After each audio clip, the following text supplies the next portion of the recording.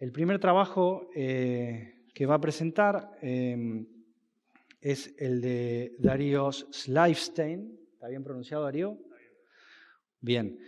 Bueno, Darío es estudiante avanzado de la carrera de Ingeniería Electricista, integrante de PIUAES, consejero curricular de la carrera de Ingeniería Eléctrica y fue ayudante de segunda física, en Física 3 y actualmente en Centrales Eléctricas. Y el trabajo que va a presentar es titulado Vehículos eléctricos en Argentina, su inserción en los escenarios energéticos. Es tesis, ¿verdad? Tesis.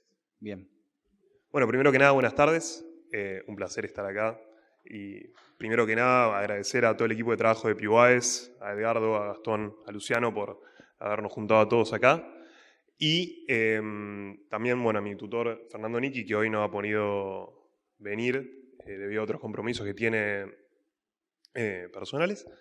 Y paso a presentar un poco lo que fue mi tesis de grado, terminada este último fin de semana, actualmente en corrección por los tutores y esperemos que salga todo bien, así llegamos, esperemos, cortando el pan dulce con el título.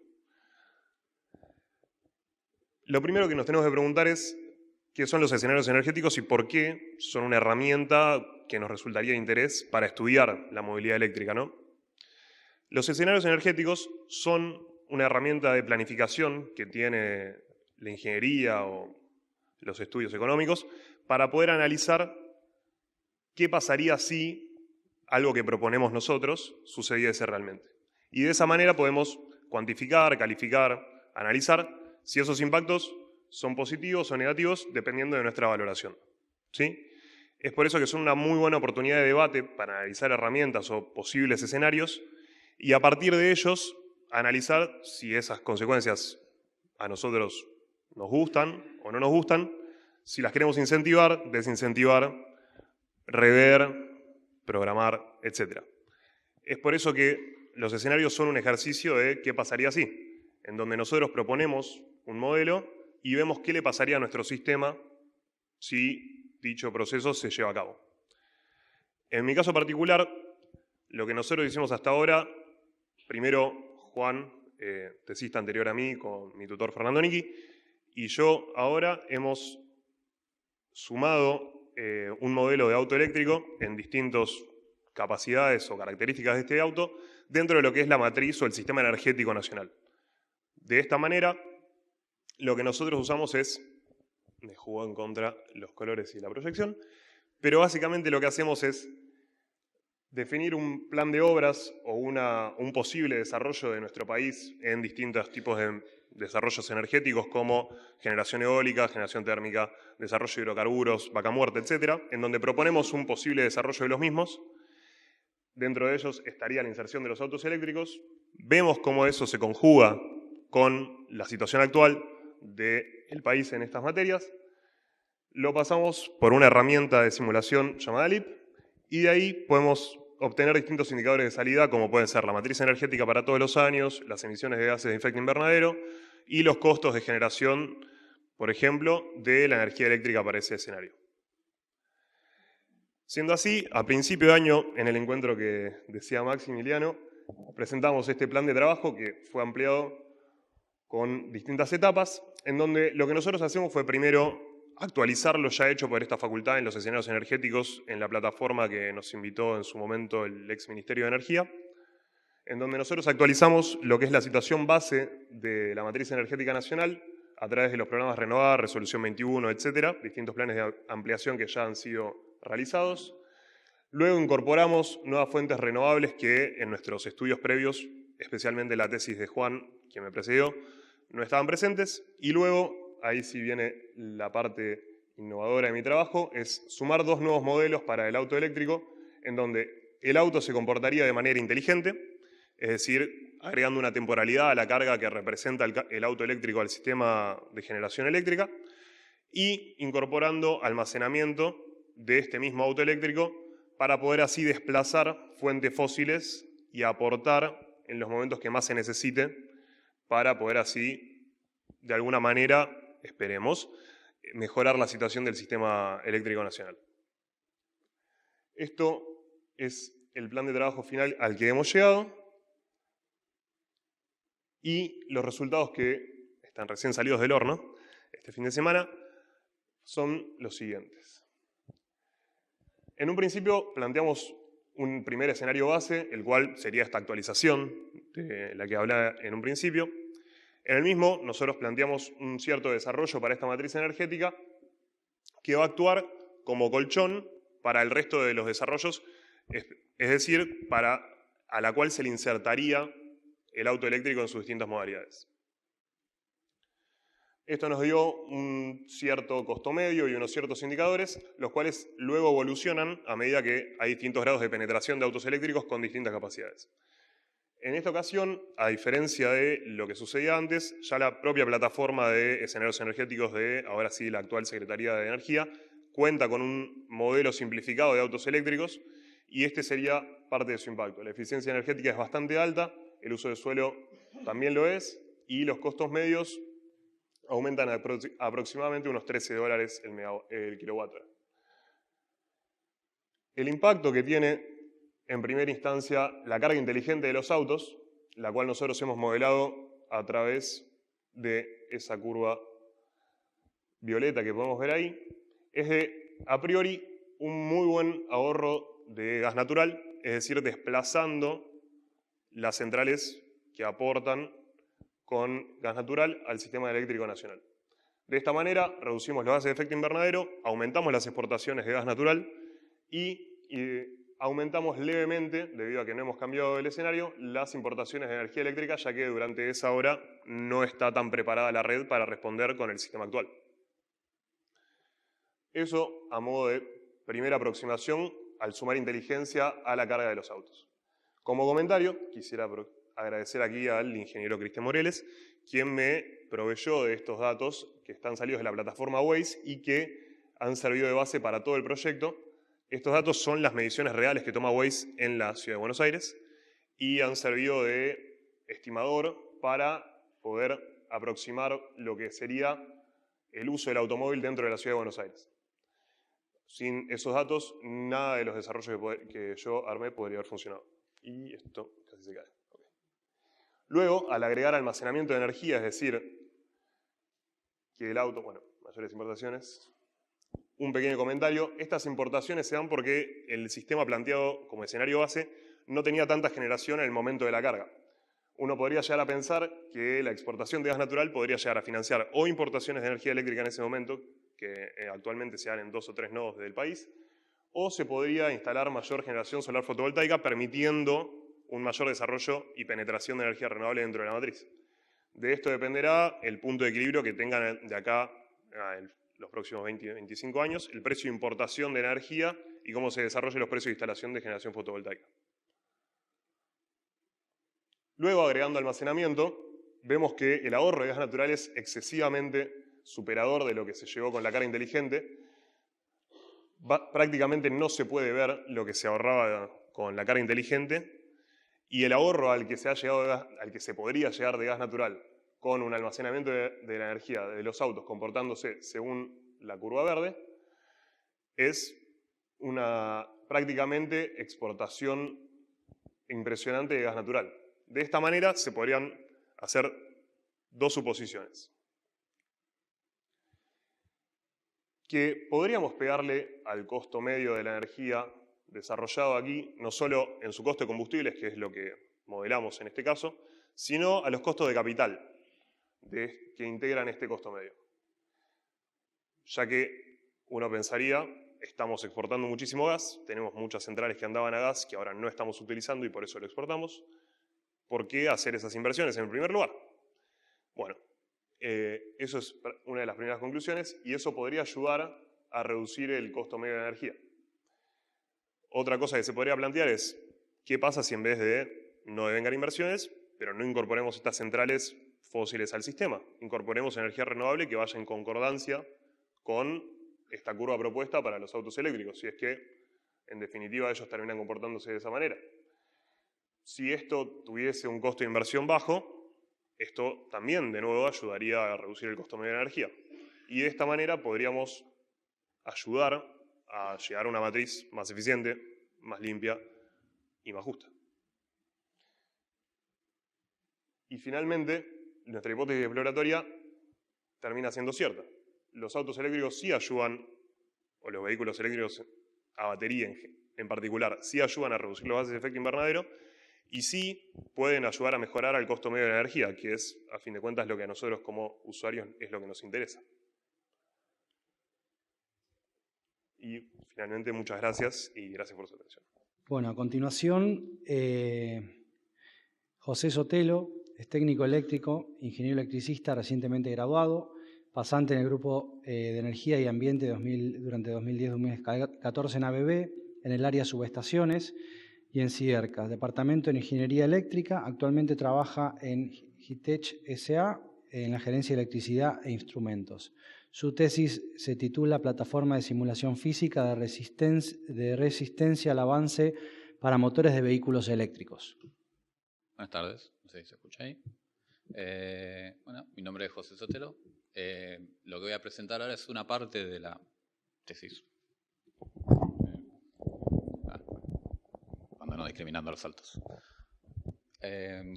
Como decía, una parte de la tesis que realicé el año pasado y de este año con el ingeniero Vinson y el ingeniero Jurado, que está por acá. Y su uso, como dice ahí, es la generación de cuplas resistentes. El objetivo original del trabajo era generar una plataforma que permitiese simular cuplas resistentes en autos eléctricos según en distintos tipos de caminos, debido al surgimiento del auto eléctrico como un medio fuerte en los sistemas de transporte. Para esto teníamos la necesidad de generar un modelo físico y probarlo de una manera generando un prototipo. El prototipo lo que tenía que cumplir era generar tanto una cupla resistente, que fingía ser el camino, como una cupla acelerante, que fingía ser el auto. O sea, cerrando el sistema. ¿Qué es lo que dice acá? Lo que esto generaba era que yo tendría que controlar no solo la cupla frenante, o sea, en oposición a la aceleración, sino la cupla acelerante del otro motor. Como vemos, cuando se simula un auto eléctrico no se lo toma como en un camino constante o recto, sino que tienen picos y valles que pueden variar según qué norma se tome, pero todos toman un ejemplo como están acá, que es la norma europea. Si yo tengo en cuenta un modelo de un auto, tengo 3 tipos de resistencia. 4, si lo ponemos. La aerodinámica, la resistencia al ascenso en caso de una pendiente, resistencia por rodadura, que es el caso de las ruedas, que se van deformando cuando el auto varía en velocidad. Y todas esas cuplas, yo lo que hago, en vez de referir a cada punto donde pasan, por ejemplo, en el parabrisas o en las ruedas, las refiero al eje del motor, que es lo que ven acá como cupla resistente referida. Esa sería la cupla que debería generar el primer motor. Por seguido, yo hago un ploteo de esto, suponiendo unas ciertas condiciones, y veo que tengo una cupla exponencial y una cupla lineal, por así decirlo. Entonces yo debería generar estos 2 tipos de cupla. Que vemos. A su contraparte de esto, yo debería poder generar una cupla que haga variar la velocidad del motor, que sería la velocidad del auto. Esa cupla tendría que tener en cuenta no solo la velocidad existente, sino la inercia del cuerpo, de la masa del auto. Por eso tiene la J de la inercia equivalente. Y la derivada de la velocidad. Ya teniendo armado este modelo de cupla antagónica y cupla acelerante, armamos el modelo en el Simulink y conseguimos varias curvas de ensayo. Una vez tenido esto, generamos un modelo para comprobar que esto fuera cierto, empleando un banco de motores provisto por Siemens. Banco de motores, como se ve ahí, está compuesto por una unidad lógica, 2 módulos de línea, un módulo de línea y 2 módulos de motores. Estos 2 módulos van a controlar a los motores de imanes permanentes y nos va a permitir, mediante una PC, programarlos en un lenguaje propio de Siemens y simular distintas condiciones de camino. Si vemos la electrónica de potencia desde un punto de vista puro, lo que yo tengo es una parte que rectifica de alterna continua, ahí se modula y se vuelve a invertir alterna para alimentar al motor. En la foto de la derecha ven nuestro prototipo con el motor que finge ser el camino y un motor de prueba que estaba en este momento, y al lado el motor que fingirá ser el auto más adelante. Este es el circuito de control, no vamos a entrar en mucho detalle. Se controla la cupla más que la velocidad en nuestro caso. Y se programó una interfaz hombre-máquina en Excel para liberar de todo lo que es la parafernalia de Siemens, de lenguajes cerrados y demás, y dejar un prototipo viable que pueda usarlo alguien que no conozca la programación del banco. Finalmente, la ecuación que se simula es la que se ve ahí, una cupla constante dependiente de la velocidad más una cupla que depende de la inercia, y esta es la primer curva que se obtuvo. Como se ve, varía según la velocidad y en un momento se estabiliza cuando el motor deja de llegar a régimen. Este es el caso ideal de una cupla variable según la velocidad.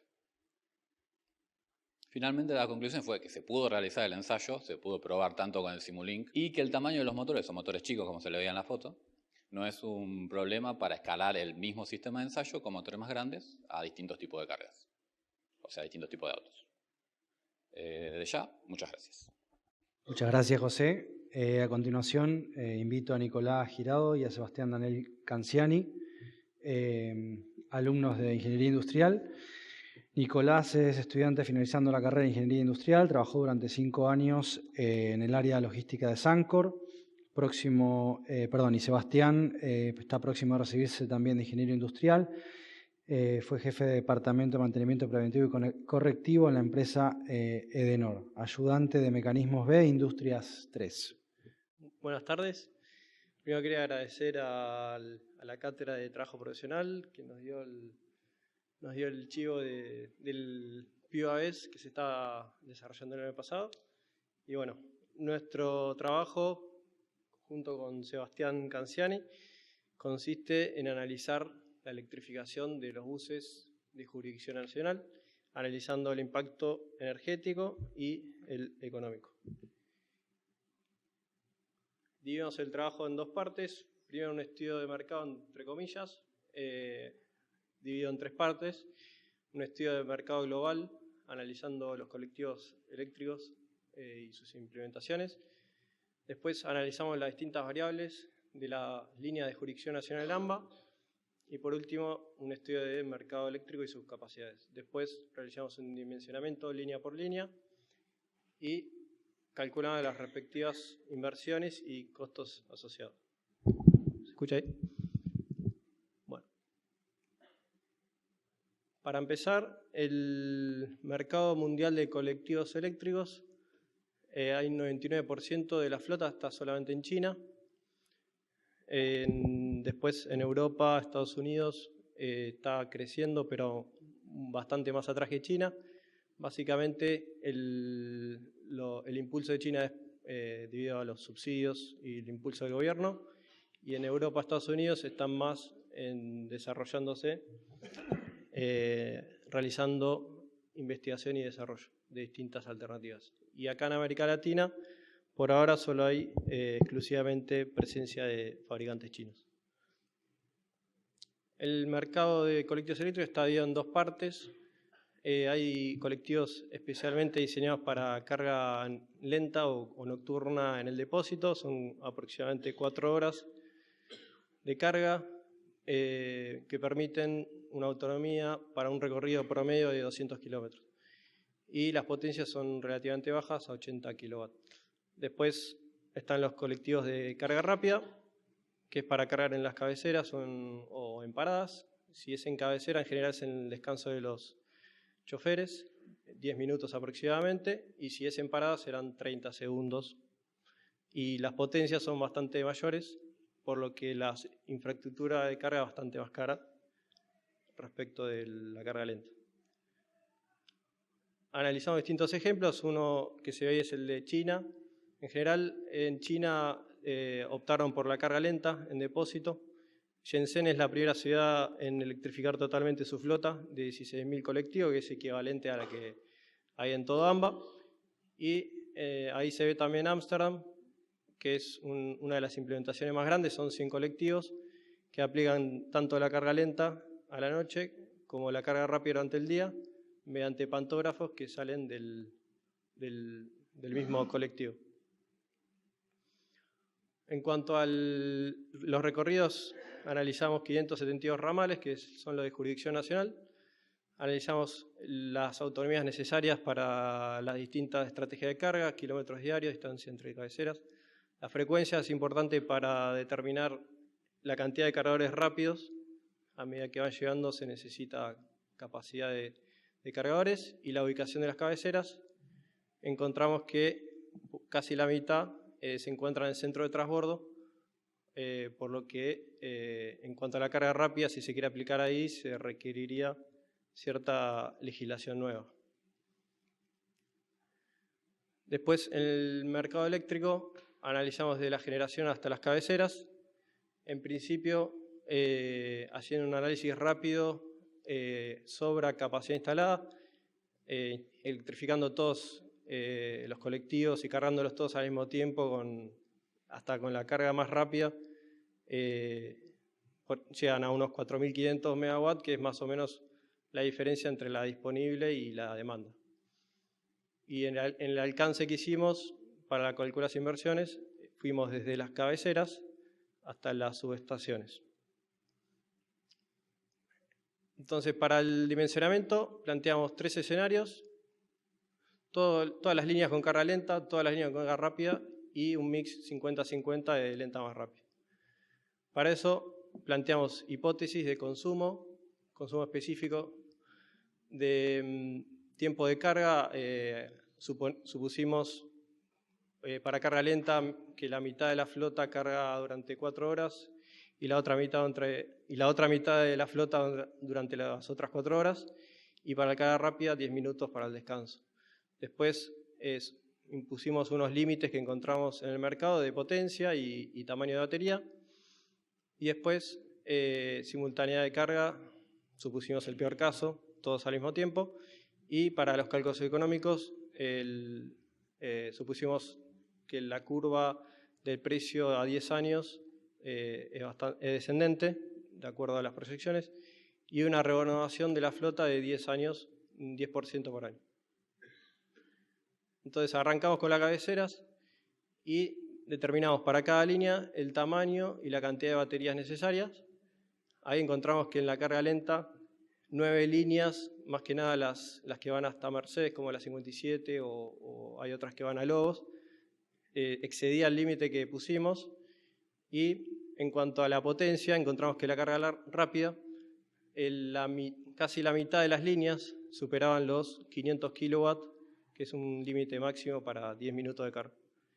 Por lo que en el segundo escenario de carga rápida tuvimos que dimensionar más grandes las baterías para cumplir con ese límite.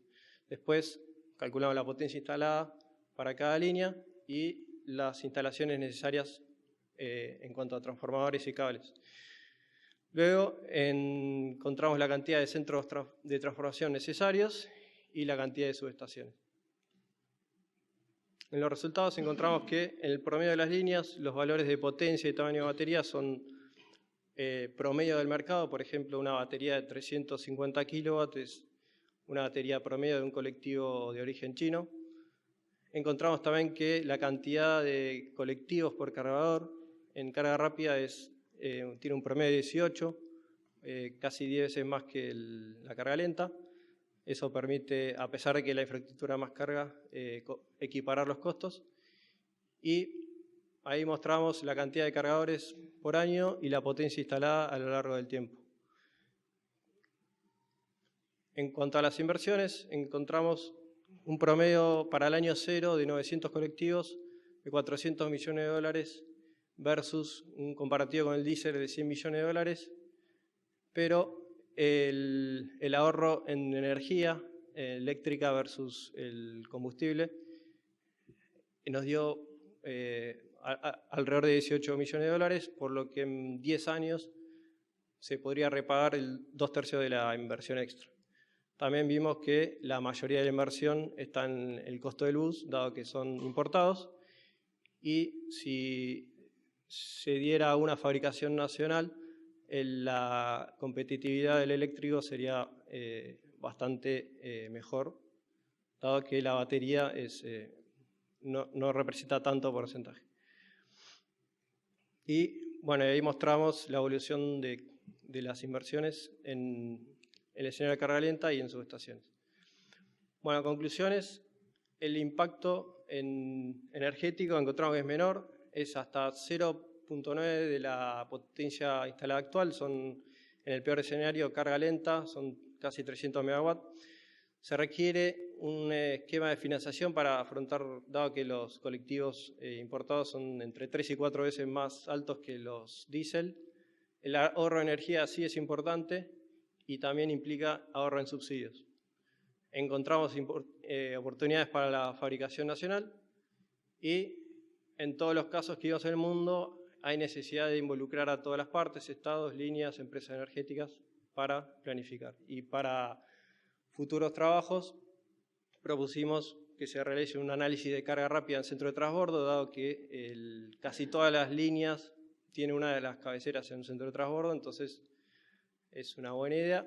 Y para las líneas de grandes distancias que quedaron fuera de nuestro alcance, cargas intermedias, como una propuesta, y para mejorar la optimización en la carga rápida, vimos que se utilizan herramientas de simulación y optimización. Gracias, Nicolás.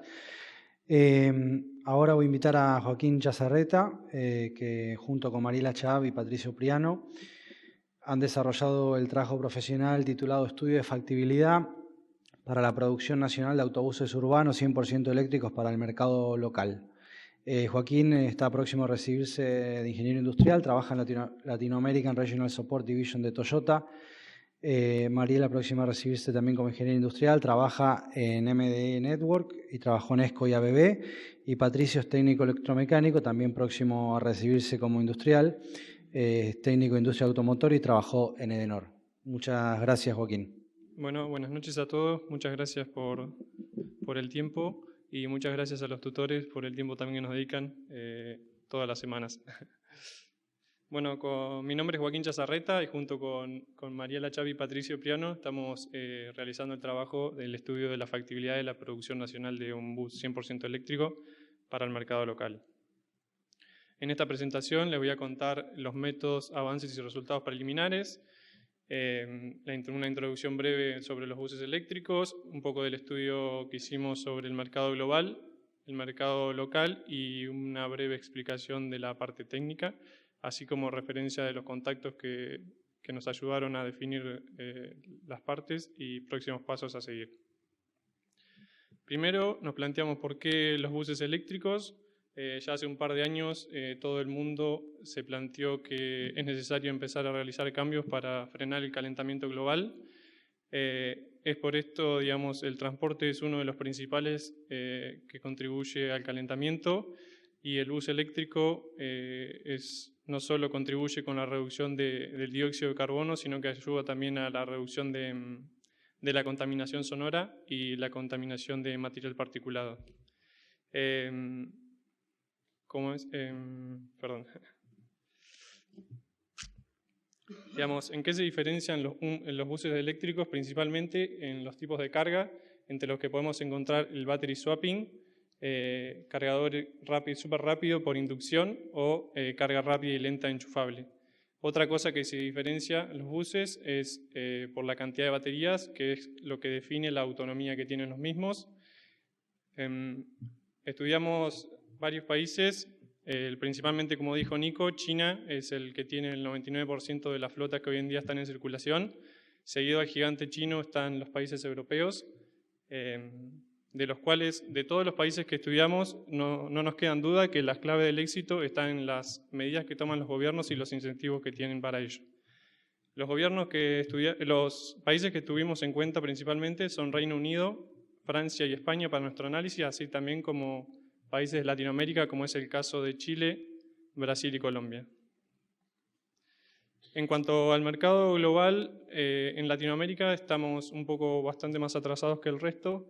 No hay mucha historia en la parte de buses eléctricos, recién se está empezando, como el caso de Chile, que compró una flota china de 200 colectivos, y el resto de los países recién están empezando con pruebas pilotos. Por eso estuvimos buscando ciertas relaciones entre los 3 países europeos que analizamos para ver qué relación podríamos encontrar en la penetración de los buses para pronosticar una demanda. En España encontramos gran relación con los países latinoamericanos en ciertos aspectos, como es la demografía la cultura y también, como es el caso de la penetración de los vehículos eléctricos, se parecen bastante la parte de Latinoamérica a España.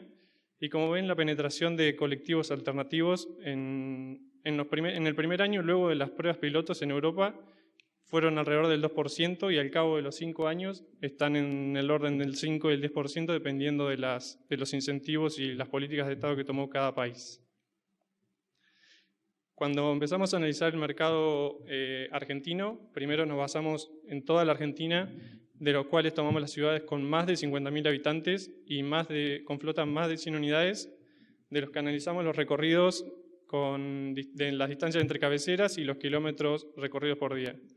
En Argentina hay alrededor de 80.000 buses, entre los que están los buses, entran los minibuses, buses de corta distancia, interurbanos, urbanos y de larga distancia, de los cuales de corta distancia hay unos 30.000, de los cuales 20.000 son municipales y urbanos.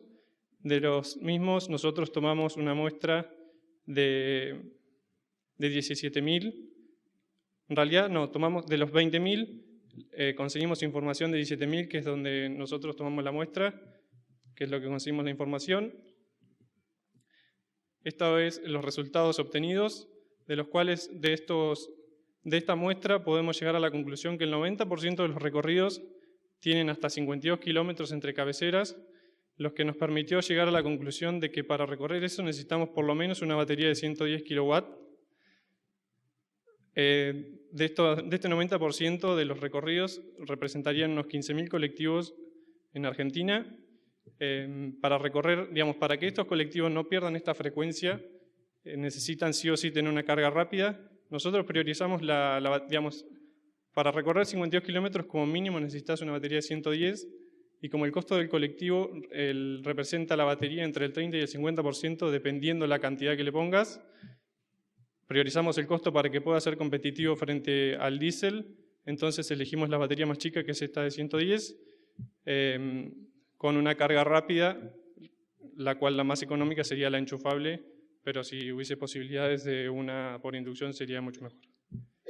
En cuanto a la muestra, la separamos en dos opciones. Una sería poner dos cargadores, uno en cada cabecera, lo que sería, la opción 1 es poner un solo cargador, lo cual es todos los recorridos hasta 26 kilómetros entrarían en esa opción, que son el 43%, y el otro 57% necesitaría un cargador en cada cabecera para poder cumplir el recorrido. La parte roja son los recorridos que no analizamos, que se podrían abastecer, pero ya con baterías más grandes, que quedaría el 10% restante. Cuando analizamos el mercado local de buses convencionales, con este análisis pudimos plantear dos posibles escenarios, en los cuales el escenario A es con la penetración, basándonos en la penetración de España, y el escenario B es basándonos en el decreto del Ministerio de Transporte, en el cual plantea que los colectivos no pueden tener más de 10 años de antigüedad, y además de que el gobierno se comprometió en el Acuerdo de París a reducir las emisiones para el 2030. El escenario B es mucho más optimista y necesitaría mucho más aporte del gobierno, pero es posible. En cuanto al estudio técnico, los principales componentes que se diferencian de un colectivo diésel son la batería y el motor. Después de analizar todas las opciones que hoy en día se están usando en el mundo y qué es lo que podría conseguirse nacionalmente, decidimos que el motor podría ser un motor asincrónico trifásico de 200 kilowatts, nuestro potencial proveedor sería la empresa DAFA, con los cuales tuvimos contacto y nos dijeron que ellos podrían realizar un motor de estas características. Después, hablando de la batería, la empresa más grande hoy en día en Argentina que trabaja con baterías de litio es BZH, los cuales trabajan con baterías de litio y hierro fosfato. También tuvimos contactos con ellos y nos dijeron que podrían fabricarla y que también nos podían proveer del sistema de regulación de las baterías, como también asistencia técnica en caso por seguridad y para mantenimiento más que nada. Con respecto al chasis, hoy en día en la Argentina los buses urbanos son 100% nacionales. toda la flota es 100% producida nacionalmente, por lo que hay gran experiencia en la fabricación. En cuanto al chasis, no hay grandes diferencias. Habría que hacerle solo algunas modificaciones para poder soportar las baterías y alojarlas. Como estamos planteando pocas baterías, no habría problema en ponerlas sobre el chasis. Eso nos permitiría que la carrocería sea igual a la de un bus convencional y no habría que hacerle modificaciones para ponerle baterías en el techo. Con respecto a otras partes que no se parecen al bus convencional, estarían el tren de potencia, los sistemas de control, motores adicionales como por ejemplo para el funcionamiento del aire acondicionado, la dirección hidráulica y otros. Estos son algunos de los especialistas que contactamos, como por ejemplo la gente de AVEA, Logios, que es la consultora que hoy en día está realizando la prueba piloto en Buenos Aires, y otras pruebas en todo el mundo, los cuales nos ayudaron bastante a definir ciertos puntos importantes de nuestro trabajo. Como próximos pasos de nuestro trabajo está el dimensionamiento de la planta, un análisis financiero y las conclusiones generales. Como trabajo futuros proponemos posibilidad de exportación a países de Latinoamérica y análisis de la posibilidad de fabricar más componentes del bus en Argentina. Muchas gracias. Por último, le damos lugar a la presentación de Irina Winocuri y Facundo Jurado. Irina, próxima a recibirse de Ingeniería Industrial, alumna de intercambio en la Universidad de Oporto, Portugal, que actualmente trabaja en la empresa de tecnología en preventa de servicios. Y Facundo, próximo a recibirse también de Ingeniero Industrial, alumno de intercambio en la Escuela de Minas de París, Francia. Actualmente trabaja en la empresa de consultoría de mercado y van a presentar el trabajo profesional titulado Desarrollo de vehículos eléctricos en Argentina. Buenas tardes. En primer lugar, gracias a la facultad en su conjunto por permitirnos formar parte de este proyecto tan interesante. También gracias a ustedes por estar asistiendo. Les vamos a mostrar nuestro proyecto de investigación. Somos estudiantes de Ingeniería Industrial y nos propusimos estudiar por un lado las condiciones para el desarrollo de vehículos eléctricos en Argentina, especialmente lo que son city cars y pequeños utilitarios. Y por otro lado, dentro de un ejercicio de fabricación nacional, similar a lo que nos contaba Joaquín en el trabajo anterior, entender cómo sería la estructura de costos y el perfil financiero del desafío de fabricar un vehículo de estas características. En primer lugar, nos preguntamos por qué hay hoy un mercado de vehículos eléctricos. Ya veíamos antes que este tipo de vehículos existen desde hace muchísimo tiempo. De hecho, fue primero el vehículo eléctrico y luego el vehículo a combustión. La principal razón es los avances en materia de tecnología de almacenamiento de energía, las baterías de litio, que en los últimos años le han dado un impulso muy importante, pero también identificamos tres factores que vemos a nivel global en todos los mercados que estudiamos que hacen que sea posible el desarrollo de un mercado de vehículos eléctricos. Son los que estamos mostrando acá. El primero es el incentivo estatal. El mercado de vehículos eléctricos se desarrolla a partir de, en todos los casos que vimos hasta ahora, una intervención muy fuerte del Estado, no solo en un rol de subsidio a lo que es la demanda o la oferta, ¿sí? Con políticas de infraestructura, con políticas de promoción industrial o subsidios a los consumidores como crédito fiscal o distintos tipos de beneficios. También lo hace en lo que es toda la innovación en regulaciones y en lo que es el mercado de energía, que cambia un montón para permitir la adopción de vehículos eléctricos.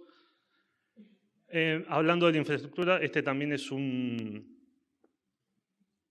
concepto clave para aquellos países donde se dio la adopción a gran escala. Hay todo un cambio en la infraestructura de soporte. Pasamos de lo que son las estaciones de servicio hoy en día para los vehículos convencionales, que son acopios de combustible, a una red que puede ser mucho más distribuida para permitir la carga de estos vehículos, ¿sí? Y que, bueno, como decimos, es clave para una adopción masiva. En último lugar, y cada vez más importante, acá mencionamos lo que es el costo global de propiedad de un vehículo eléctrico. ¿sí? Esto es cuando comparamos no solo el precio del automóvil, sino lo que es, por ejemplo, calculando el costo total luego de tenerlo durante cierta cantidad de años, haciendo tantos kilómetros por año. Esto empieza a tomar últimamente, de la mano de la evolución del precio de las baterías, que viene descendiendo muy fuertemente, un peso importante para lo que es la decisión de compra, ¿sí? En algunos casos, por ejemplo, justamente nuestro punto de interés, los vehículos más pequeños, los city cars, los más chicos, en algunas situaciones, en algunos mercados muy puntuales, ya de hecho son más baratos en su costo global que un vehículo convencional. Entonces, ¿qué es lo que vemos está ocurriendo a nivel global? Por un lado, hay una concentración de las ventas, principalmente en China, Europa y Estados Unidos. Y también es allí en donde se espera el mayor crecimiento. A su vez, notamos varias similitudes en estos mercados. Por ejemplo, que en la oferta están involucrados las grandes automotrices, pero que cada vez más están interactuando con agentes externos, ya sean startups, empresas de nicho que tienen expertise en áreas en donde las grandes automotrices no la están teniendo. A su vez, también que hay un gran rol del Estado, una intervención estatal que fomenta a estos mercados y, como dijo Facundo, que cada vez tienen mayor importancia los vehículos pequeños. No solo notamos similitudes, sino que también notamos diferencias, y en base a estas diferencias vimos que el mix de condiciones previo a la inserción, ¿no?, del mercado eléctrico importaba mucho, que también importaba los precios tanto de los vehículos como de la carga de energía, y también el rol del Estado, ya sea en regulaciones o en incentivos, subsidios. Entonces, ¿qué decidimos hacer? Decidimos realizar un estudio más focalizado en diferentes mercados, viendo cómo avanzó el mercado eléctrico desde su inicio hasta la fecha actual. Y este estudio lo focalizamos en 3 ejes principales, que son las variables de mercado, es decir, la oferta, los patentamientos, la cantidad de modelos disponibles. Por un lado, la infraestructura, si es existente, si no es existente, y finalmente el rol del Estado, en, como dije anteriormente, el marco regulatorio y los incentivos y subsidios.